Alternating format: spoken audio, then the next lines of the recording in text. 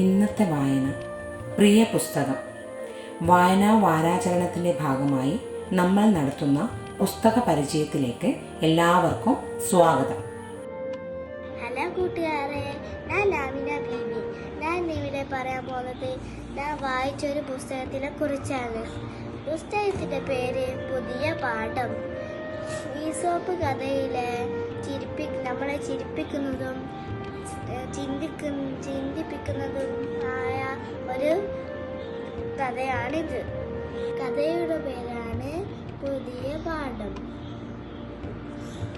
ഒരു കൂട്ടം മുയലുകളുടെ ജീവിതവും ആശങ്കയുമാണ് ഇവിടെ പറയുന്നത്. എന്നാൽ സുരക്ഷിതമല്ല എന്ന് കരുതി ഒരു കൂട്ടം മുയലുകൾ ആത്മഹത്യ ചെയ്യാൻ പോയി.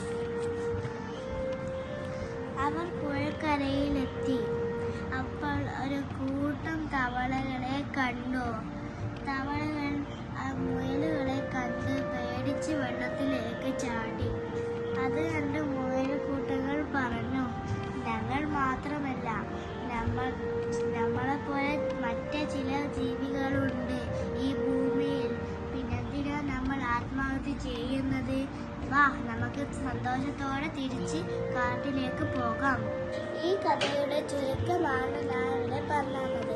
എല്ലാ കൂട്ടുകാരും ഈ കഥ വായിക്കണം. നല്ല അർത്ഥമുള്ള കഥയാണിത്.